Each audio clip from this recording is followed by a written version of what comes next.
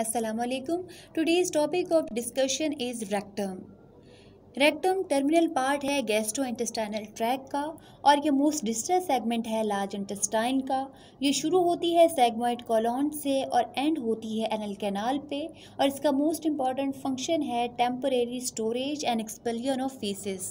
Red colour में rectum और anal canal को हाईलाइट किया गया है और ये बाकी पोर्शन है लार्ज इंटेस्टाइन के, जिसमें ascending colon, transverse colon, descending colon, sigmoid colon और टर्मिनल पार्ट है रेक्टम और एनल कैनाल। एनाटॉमिकल स्ट्रक्चर को देखें तो रेक्टम शुरू होती है at the level of S3 vertebra और मैक्रोस्कोपिक फीचर ऑफ कॉलॉन देखें।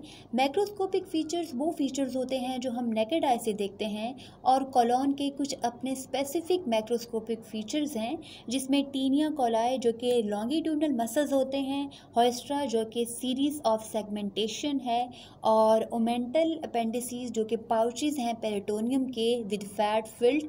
ये सारे मैक्रोस्कोपिक स्ट्रक्चर रेक्टम में एब्सेंट होते हैं। अगर कोर्स ऑफ रेक्टम की बात करें तो रेक्टम में दो मेजर कर्व्स होती हैं जिसको मेजर फ्लैक्चर ऑफ रेक्टम भी कहते हैं, जिसमें एक है सैक्रल कर्व और दूसरी है anorectal curve. Lateral view of rectum और ये है एंटीरियर व्यू ऑफ रेक्टम। और लैटरल व्यू ऑफ रेक्टम को अगर देखें तो ये हमें एस शेप नज़र आती है। ये interior side of the body है, ये posterior side of the body है और सेक्रम और कॉकेक्स और लैटरल व्यू से हमें रेक्टम रफली एस शेप नज़र आ रही है और इसमें हमें दो कर्व्स नज़र आ रही हैं। एक कर्व उसके अपर पोर्शन में हमें नज़र आ रही है रेक्टम के और इस कर्व को हम सैक्रल कर्व भी कहते हैं और सैक्रल फ्लेक्चर भी कहते हैं। इसको सैक्रल कर्व इसलिए कहते हैं कि इस कर्व की वही शेप होती है जो सैक्रम के कर्व की होती है। अब लोअर पोर्शन ऑफ रेक्टम को देखें तो लोअर पोर्शन जो है वो एनल कैनाल के साथ अटैच है, इसलिए लोअर पोर्शन पे जो कर्व बन रही होती है रेक्टम के उसको हम एनोरेक्टल कर्व भी कहते हैं। ये दोनों कर्व जो हैं वो इंटीरियर पोस्टीरियर कर्व हैं। सैक्रल कर्व को देखें तो ये इंटीरियर साइड पे कनकेव होती है, पोस्टीरियर साइड पे कन्वेक्स होती है। इसी तरह एनोरेक्टल कर्व को देखें तो ये इंटीरियर साइड पे कन्वेक्स होती है और पोस्टीरियर साइड पे कनकेव होती है। इंटीरियर व्यू ऑफ रेक्टम को देखें तो जहाँ पर हमें दो मेजर फ्लैक्चर नज़र आ रहे हैं, जिसमें सैक्रल फ्लैक्चर और एनोरेक्टल फ्लैक्चर है, वहाँ पे तीन माइनर फ्लैक्चर भी होते हैं जिनको रेक्टल वेल्व भी कहते हैं। ये superior rectal valve, middle rectal valve और इंफीरियर रेक्टल वेल्व। उसके बाद रेक्टम का टर्मिनल पोर्शन एम्प्यूला, फिर एनल कैनाल, ये इंटरनल एनल स्फिंक्टर्स और ये external anal sphincters. Minor flexure of rectum को ट्रांसवर्स फोल्ड्स भी कहते हैं और रेक्टल वेल्व भी कहते हैं। अब इस इंटीरियर व्यू में आपको तीन ट्रांसवर्स फोल्ड नज़र आ रहे हैं, इनको हम लैटरल फ्लैक्चर्स भी कहते हैं, माइनर फ्लैक्चर्स भी कहते हैं और रेक्टल वेल्व भी कहते हैं। ये सुपीरियर रेक्टल ट्रांसवर्स फोल्ड और ये मिडल ट्रांसवर्स फोल्ड और इंफीरियर ट्रांसवर्स फोल्ड। उसके बाद रेक्टम का कुछ पोर्शन जो है वो एक्सपेंडेड होता है जिसको हम एम्प्यूला कहते हैं और एम्प्यूला के बाद एनल कैनाल और एनल कैनाल के साथ इंटरनल और external anal sphincters. Again interior view of rectum जिसमें ये सेगमोइड कॉलॉन, रेक्टोसेगमोइडल जंक्शन, दो मेजर फ्लैक्चर और माइनर फ्लैक्चर में सुपीरियर, मिडल और इंफीरियर रेक्टल वेल्व। उसके बाद रेक्टल कॉलम की बात करते हैं। रेक्टल कॉलम लॉन्गिट्यूडनल कॉलम होते हैं जो रेक्टम के एंड पे होते हैं और ये लॉन्गिट्यूडनल कॉलम जो है वो फोल्डिंग ऑफ म्यूकस मेम्ब्रेन से बनते हैं और इन कॉलम्स के दरमियान में जो स्पेस होती है, इन रेक्टल कॉलम्स के दरमियान में जो स्पेस होती है उसको हम साइनस भी कहते हैं और इन साइनस के अंदर ग्लैंड्स होते हैं जो म्यूकस प्रोड्यूस करते हैं। रेक्टम के लोअर एंड पर एनल कैनाल और उसके साथ ही इंटरनल एनल स्फिंक्टर्स और एक्सटर्नल एनल स्फिंक्टर और साथ में इंटरनल हेमोरॉयडल प्लेक्सस। इंटरनल हेमोरॉयडल प्लेक्सस जो है वो वेन्स का प्लेक्सस होता है। रेक्टम के लोअर एंड पर हेमोरॉयडल वेन्स जो हैं वो प्लेक्सस बनाती हैं और ये प्लेक्सस डीऑक्सीजनेटेड ब्लड लेके जाता है रेक्टम से इंफीरियर रेक्टल वेन में। रेक्टम और प्यूबोरेक्टालिस मसल को देखें तो प्यूबोरेक्टालिस वो मसल है जिसकी प्रॉक्सिमल अटैचमेंट प्यूबिक सिम्फिसिस के साथ होती है और डिस्टल अटैचमेंट रेक्टम के साथ होती है और ये रेक्टम के अराउंड स्लिंग बनाता है और इसी प्यूबोरेक्टालिस मसल की वजह से ही रेक्टम की लोअर हाफ पे कर्व बनती है जिसको हम एनोरेक्टल कर्व कहते हैं। और ये जो एनोरेक्टल कर्व है इसकी वजह से जो एंगल बनता है उसको हम एनोरेक्टल एंगल कहते हैं। Layers and walls of rectum को देखें तो रेक्टम की वही लेयर्स हैं जो बाकी गैस्ट्रोइंटेस्टाइनल ट्रैक की हैं। जो आउटर मोस्ट लेयर है रेक्टम की वो सिरोसा है, और उसके बाद लॉन्गिट्यूडनल मस्कुलर लेयर है, फिर उसके बाद सर्कुलर मस्कुलर लेयर है, फिर सब म्यूकोजल लेयर है, फिर म्यूकोजल लेयर है, और फिर lumen of rectum. Peritoneal coverings की बात करें तो रेक्टम को हम 3 पार्ट्स में डिवाइड करते हैं। जो सुपीरियर थर्ड होता है रेक्टम का, उसकी इंटीरियर सरफेस और लैटरल सरफेस पे पेरिटोनियम होती है। जो मिडल थर्ड होता है रेक्टम का, उसकी सिर्फ इंटीरियर सरफेस पे रेक्टम होती है, और जो लोअर थर्ड है रेक्टम का, वहाँ पे कोई पेरिटोनियल कवरिंग नहीं होती। पेरिटोनियल रिफ्लेक्शंस की बात करें तो पेरिटोनियल रिफ्लेक्शन का मतलब ये है कि जब भी पेरिटोनियम किसी भी विजरा के अराउंड मुड़ जाती है तो एक पाउच सा बन जाता है, जिसको हम पेरिटोनियल रिफ्लेक्शन कहते हैं। और ये पेरिटोनियल रिफ्लेक्शन मेल और फीमेल दोनों में डिफरेंट है। फीमेल पेरिटोनियल रिफ्लेक्शन को समझने के लिए ये फीमेल बॉडी का सेजिटल सेक्शन है, ये anterior side of the body है, posterior side of the body, female rectum, female bladder और यूट्रस। जब पेरिटोनियम यूट्रस की पोस्टीरियर साइड पर जाकर फोल्ड हो जाती है तो एक पाउच सा बन जाता है, जिसको हम रेक्टो यूट्रीन पाउच कहते हैं। तो रेक्टो यूट्रीन पाउच कैसे बनता है कि जब peritoneal covering posterior side of uterus पे जाकर फोल्ड हो जाती है। इसी तरह जब पेरिटोनियम यूट्रस और ब्लैडर के दरमियान में जाकर फोल्ड हो जाती है, ये यूट्रस है और ये ब्लैडर, और जब पेरिटोनियम यूट्रस और ब्लैडर के दरमियान में जाकर फोल्ड होती है तो एक और पाउच बनता है, जिसको हम वेजिको यूट्रीन पाउच कहते हैं। मेल पेरिटोनियल रिफ्लेक्शंस को देखें तो ये मेल बॉडी का सेजिटल सेक्शन है, जिसमें ये posterior side of the body है, ये interior side of the body है, जिसमें ये मेल रेक्टम और मेल ब्लैडर है। जब पेरिटोनियम मेल रेक्टम और मेल ब्लैडर के दरमियान में जाकर फोल्ड होती है तो एक पाउच बनता है, जिसको हम रेक्टोवेजिकल पाउच कहते हैं। एनाटॉमिकल रिलेशंस की बात करें तो रेक्टम के इंटीरियर और पोस्टीरियर साइड पे कुछ इंपॉर्टेंट स्ट्रक्चर्स होते हैं। रेक्टम के इंटीरियर साइड पे जो स्ट्रक्चर्स होते हैं वो दोनों जेंडर्स में डिफरेंट हैं, मेल और फीमेल में, लेकिन रेक्टम के पोस्टीरियर साइड पे जो स्ट्रक्चर्स होते हैं वो दोनों जेंडर्स में सेम हैं। सबसे पहले मेल रेक्टम की बात करें तो उसके इंटीरियर साइड पर कौन कौन से स्ट्रक्चर्स होते हैं? Rectovesical pouch, sigmoid colon, ileum, bladder, prostate और सेमिनल वेसिकल। इसी तरह फीमेल रेक्टम की बात करें तो उसके इंटीरियर साइड पे होते हैं recto uterine pouch, sigmoid colon, ileum, vagina, cervix. और पोस्टीरियर साइड ऑफ रेक्टम की बात करें तो रेक्टम की पोस्टीरियर साइड पर होते हैं कुछ इंपॉर्टेंट स्ट्रक्चर, जैसे sacrum, coccyx, प्रीफॉर्मस muscle, coccygeus muscle, लेबर्टर एनाई muscle और sacral nerve plexus. Vascular supply of rectum में 3 मेन आर्टरीज हैं। सुपीरियर रेक्टल आर्टरी जो कि ब्रांच है इंफीरियर मेसेंटेरिक आर्टरी की, मिडल रेक्टल आर्टरी जो ब्रांच है इंटरनल आइलिक आर्टरी की, और इंफीरियर रेक्टल आर्टरी ये भी ब्रांच है इंटरनल आइलिक आर्टरी की, क्योंकि इंटरनल पेडेंटल आर्टरी ब्रांच है इंटरनल आइलिक आर्टरी की। ब्लड सप्लाई ऑफ रेक्टम और superior rectal artery. Superior rectal artery branch है इंफीरियर मेसेंटेरिक आर्टरी की, और ये ब्लड सप्लाई प्रोवाइड करती है superior portion of the rectum को। उसके बाद मिडल रेक्टल आर्टरी है।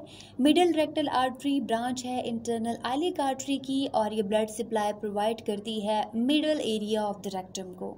उसके बाद इंफीरियर रेक्टल आर्टरी है। इंफीरियर रेक्टल आर्टरी ब्रांच है इंटरनल पेडेंटल आर्टरी की, और ये सप्लाई करती है इंफीरियर पोर्शन ऑफ रेक्टम और एनल कैनाल को। वेनस ड्रेनेज की बात करें तो 3 मेन वेन्स हैं, सुपीरियर, मिडल और इंफीरियर रेक्टल वेन्स। और रेक्टम की जो वेन्स हैं वो 2 वेनस सिस्टम में ड्रेन होती हैं। सुपीरियर रेक्टल वेन ड्रेन होती है हेपेटिक पोर्टल वेनस सिस्टम में, और मिडल और इंफीरियर रेक्टल वेन्स ड्रेन होती हैं कैवल वेनस सिस्टम में। वेन्स ऑफ रेक्टम में superior rectal when. Superior rectal when superior portion of rectum से डीऑक्सीजनेटेड ब्लड को लेकर जाती है, और ये ड्रेन होती है इंफीरियर मेसेंटेरिक वेन में, और inferior mesenteric when itself drain होती है हेपेटिक पोर्टल वेन में। उसके बाद मिडल रेक्टल वेन और इंफीरियर रेक्टल वेन है। मिडल और इंफीरियर रेक्टल वेन्स जो हैं मिडल और इंफीरियर साइड ऑफ रेक्टम से डीऑक्सीजनेटेड ब्लड को लेके जाती हैं, और ये ड्रेन होती है इंटरनल आइलिक वेन में, और internal iliac when itself drain होती है इंफीरियर वेना केवा में। इसका मतलब ये है कि सुपीरियर रेक्टल वेन ब्रांच है हेपेटिक पोर्टल सिस्टम की और मिडल और इंफीरियर रेक्टल वेन्स ब्रांच हैं कैवल सिस्टम की। रेक्टम के अंदर ही superior rectal vein, middle rectal vein और इंफीरियर रेक्टल वेन की ब्रांचेस एक दूसरे के दरमियान में एनास्टोमोसिस बनाती हैं, एक दूसरे को ज्वाइन करती हैं और ऐसे एनास्टोमोसिस को हम पोर्टोकेवल एनास्टोमोसिस कहते हैं। पोर्टोकेवल एनास्टोमोसिस का मतलब ये है कि पोर्टल सिस्टम की कोई वेन जब एनास्टोमोसिस करती है कैवल सिस्टम की किसी वेन के साथ, तो ऐसे एनास्टोमोसिस को हम पोर्टोकेवल एनास्टोमोसिस कहते हैं। सुपीरियर रेक्टल वेन जो कि वेन है पोर्टल सिस्टम की और मिडल और इंफीरियर रेक्टल वेन्स, ये वेन्स हैं कैवल सिस्टम की, तो जब ये आपस में एनास्टोमोसिस बनाती हैं रेक्टम के अंदर, तो ऐसे एनास्टोमोसिस को पोर्टोकेवल एनास्टोमोसिस कहेंगे। तो रेक्टम साइट है पोर्टोकेवल एनास्टोमोसिस की। इसके अलावा बॉडी में कुछ और भी साइट होती हैं जहाँ पर पोर्टोकेवल एनास्टोमोसिस होता है, जैसे एसोफिगस में भी पोर्टोकेवल एनास्टोमोसिस होता है और किडनीज में भी पोर्टोकेवल एनास्टोमोसिस होता है और अम्बलाइकस के लेवल पर भी पोर्टोकेवल एनास्टोमोसिस होता है। इंटीरियर व्यू ऑफ रेक्टम, जिसमें सुपीरियर रेक्टल आर्टरी की लेफ्ट ब्रांच, राइट ब्रांच, उसके बाद मिडिल रेक्टल आर्टरी और उसकी ब्रांचेस, फिर इंटरनल पेडेंटल आर्टरी, उसकी ब्रांच इंफीरियर रेक्टल आर्टरी जो कि inferior side of anal canal और रेक्टम को सप्लाई करी है। और यहाँ पर देखें तो हमें वही माइनर फ्लैक्चर्स मिलते हैं। उसके बाद वेन्स हैं जिसमें सुपीरियर रेक्टल वेन है, मिडिल रेक्टल वेन है, इंफीरियर रेक्टल वेन है और इन वेन्स की ब्रांचेस जो हैं वो जाके प्लेक्सिस बनाती हैं जिसको हम रेक्टल वीनस प्लेक्सिस कहते हैं। और रेक्टल वीनस प्लेक्सिस जो है वो रेक्टम से डीऑक्सीजनेटेड ब्लड को ड्रेन करता है। उसके बाद है internal pudendal vein. Internal pudendal vein pelvic floor के मसल से डीऑक्सीजनेटेड ब्लड को ड्रेन करती है और पेल्विक फ्लोर के मसल जो हैं वो एनल कैनाल के एक्सटर्नल स्फिंक्टर के तौर पर काम करते हैं। तो ये एक्सटर्नल स्फिंक्टर, ये इंटरनल स्फिंक्टर और एक्सटर्नल स्फिंक्टर के साथ ही इस्क्यू एनल फोसा, एनस के दोनों साइडों पर डिप्रेशन होते हैं जिसको हम इस्क्यू एनल फोसा कहते हैं। उसके बाद लिम्फेटिक ड्रेनेज में पैरारेक्टल लिम्फ नोड्स हैं जो रेक्टम से लिम्फ को ड्रेन करते हैं और ये पैरारेक्टल लिम्फ नोड्स खुद ड्रेन होते हैं इंफीरियर मेसेंटेरिक लिम्फ नोड्स में। इसके अलावा रेक्टम की जो लोअर एस्पेक्ट है वहाँ से लिम्फ डायरेक्टली ड्रेन होता है इंटरनल आइलिक लिम्फ नोड्स में। लिम्फेटिक ड्रेनेज ऑफ रेक्टम के अराउंड लिम्फ नोड्स होते हैं जिनको हम पैरारेक्टल लिम्फ नोड्स कहते हैं और ये जो पैरारेक्टल लिम्फ नोड्स हैं ये रेक्टम से लिम्फ को ड्रेन करते हैं और लिम्फ को ले जाते हैं इंफीरियर मेसेंटेरिक लिम्फ नोड्स में। इसके अलावा जो लोअर पोर्शन है रेक्टम का, जैसे नेक ऑफ द रेक्टम है और बॉडी ऑफ द रेक्टम है, वहाँ से कुछ लिम्फ ड्रेन होता है इंटरनल आइलिक लिम्फ नोड्स में। लास्ट में नर्व्स ऑफ रेक्टम को 4 types of nerve fibre supply करते हैं, सोमैटिक, एफरेंट, सिंपैथेटिक और पैरासिम्पैथेटिक। सबसे पहले बात करते हैं एफरेंट नर्व फाइबर्स की। एफरेंट नर्व फाइबर्स यहाँ पर आपको ऑरेंज कलर में नज़र आ रहे हैं और ये रेक्टम और इंटरनल एनल स्फिंक्टर को सप्लाई करते हैं और एफरेंट नर्व फाइबर्स जो हैं वो सेंसरी इंफॉर्मेशन लेके जाते हैं रेक्टम से टू स्पाइनल कॉर्ड और ब्रेन, और ये सेंसरी इंफॉर्मेशन होती है about temperature, pain and stretch. उसके बाद सिंपैथेटिक फाइबर्स आते हैं। सिंपैथेटिक फाइबर्स यहाँ पर ब्लू कलर में आपको शो किए गए हैं और सिंपैथेटिक फाइबर्स ओरिजिनेट होते हैं T12, L1, L2 से और उसके बाद ये एओर्टिक प्लेक्सिस बनाते हैं, ट्रैवल करते हुए आते हैं, रेक्टम को सप्लाई करते हैं और इंटरनल एनल स्फिंक्टर के मसल्स को सप्लाई करते हैं। जब सिंपैथेटिक फाइबर्स एक्टिवेट होते हैं तो ये रिलैक्सेशन कॉज करते हैं रेक्टम की और साथ ही ये एनल स्फिंक्टर के मसल्स को कॉन्ट्रैक्ट करके एनोरेक्टल जंक्शन को क्लोज कर देते हैं। इसका मतलब ये है कि जब सिंपैथेटिक फाइबर्स एक्टिवेट होते हैं तो रेक्टम में रिटेंशन ऑफ फीसेस होती है। उसके बाद आते हैं पैरासिम्पथेटिक फाइबर्स। पैरासिम्पथेटिक फाइबर्स यहाँ पर आपको रेड कलर में शो किए गए हैं। ये ओरिजिनेट होते हैं S2, S3, S4 parasympathetic nerves से और ये रेक्टम को सप्लाई करते हैं और इंटरनल एनल स्फिंक्टर को सप्लाई करते हैं। जब पैरासिम्पथेटिक फाइबर्स एक्टिवेट होते हैं तो ये कॉन्ट्रैक्शन काज करते हैं रेक्टम की और साथ में ये इंटरनल एनल स्फिंक्टर के मसल्स को रिलैक्स करके एनोरेक्टल जंक्शन को ओपन कर देते हैं और साथ में डेफिकेशन करा देते हैं। इसका मतलब ये है कि जब पैरासिम्पथेटिक फाइबर्स एक्टिवेट होते हैं तो डेफिकेशन होती है और जब सिम्पथेटिक फाइबर्स एक्टिवेट होते हैं तो रिटेंशन ऑफ फीसिस होती है। उसके बाद आते हैं सोमैटिक फाइबर्स। सोमैटिक फाइबर्स यहाँ पर ग्रीन कलर में आपको शो किए गए हैं, जो ओरिजिनेट होते हैं S2, S3, S4 sacral plexus से और ये सप्लाई करते हैं एक्सटर्नल स्फिंक्टर के मसल्स को। जब सोमैटिक फाइबर्स एक्टिवेट होते हैं तो ये एक्सटर्नल स्फिंक्टर के जो मसल्स हैं उनको कॉन्ट्रैक्ट कर देते हैं, जिसकी वजह से एनल कैनाल क्लोज हो जाती है और जब ये सोमैटिक फाइबर्स इनहिबिट होते हैं तो ये एक्सटर्नल एनल स्फिंक्टर के मसल्स को रिलैक्स कर देते हैं और एनल कैनाल ओपन हो जाती है डेफिकेशन के लिए। सिंपैथेटिक और पैरासिम्पैथेटिक फाइबर्स दोनों ही ऑटोनॉमिक फाइबर्स हैं और ये प्री और पोस्ट सिनेप्टिक होते हैं। सबसे पहले सिंपैथेटिक फाइबर्स को देखें जो कि ब्लू कलर में हैं। ये डॉटेड लाइंस जो हैं वो प्री सिनेप्टिक सिंपैथेटिक फाइबर हैं और एओर्टा के पास आकर ये एओर्टिक प्लेक्सिस बनाते हैं और यहाँ से जो है वो पोस्ट सिनेप्टिक फाइबर ट्रैवल करता है टुवर्ड्स रेक्टम। अगर सिंपैथेटिक नर्व को देखें तो इनका शॉर्ट प्री सिनेप्टिक फाइबर है जो डॉटेड लाइन में है और लॉन्ग पोस्ट सिनेप्टिक फाइबर है। इसी तरह पैरासिम्पैथेटिक नर्व्स को देखें तो पैरासिम्पैथेटिक नर्व्स जो हैं वो ट्रैवल करती हैं S2, S3, S4 parasympathetic nerves से और ये प्री सिनेप्टिक होती हैं। जितनी भी रेड कलर में डॉटेड लाइन आपको नज़र आ रही हैं ये प्री सिनेप्टिक पैरासिम्पैथेटिक नर्व हैं और उसके बाद ये ऑर्गन की वॉल पे आके सिनेप्सिस करती हैं और इनका जो पोस्ट सिनेप्टिक फाइबर होता है वो शॉर्ट होता है। तो रेड कलर में जो डॉटेड लाइंस हैं वो प्री सिनेप्टिक पैरासिम्पैथेटिक फाइबर है जो कि लॉन्ग है और जो स्ट्रेट रेड लाइंस हैं वो पोस्ट सिनेप्टिक सिम्पैथेटिक फाइबर है। इसका मतलब है कि जो पैरासिम्पैथेटिक नर्व्स होती हैं उनका प्री सिनेप्टिक फाइबर लॉन्ग होता है और पोस्ट सिनेप्टिक फाइबर शॉर्ट होता है। ये थे 4 टाइप्स ऑफ नर्व फाइबर्स जो रेक्टम को सप्लाई कर रहे हैं। आज हमने डिस्कस किया all about rectum. I hope कि ये एक्सप्लेनेशन आपके लिए हेल्पफुल होगी।